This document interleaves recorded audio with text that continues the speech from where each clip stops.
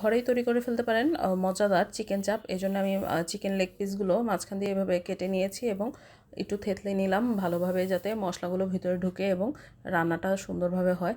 তো এখানে টক দই, আদা রসুন বাটা, হট টমেটো সস এবং নিব সয়া সস। তার সাথে নিব লবণ, গোলমরিচের গুঁড়া, গোলমরিচটা একটু বেশি দিয়েছি আমি, আর নিব হলুদ, মরিচ, ধনিয়া, জিরা, গরম মশলার গুঁড়া এবং শাহি গরম মশলা দিয়েছি এখানে। তো এই সবগুলো মশলা ভালোভাবে মিক্স করে নিব। আপনারা ঘরের উপকরণ দিয়ে কিন্তু খুবই ইজিলি সুন্দরভাবে এগুলো বানাতে পারেন। তো এটা আমি আগের দিন ম্যারিনেট করে রেখে দিয়েছিলাম। তারপর হচ্ছে প্যানে তেল গরম হওয়ার পর আমি একদম অল্প তেলেই কিন্তু দিয়েছি।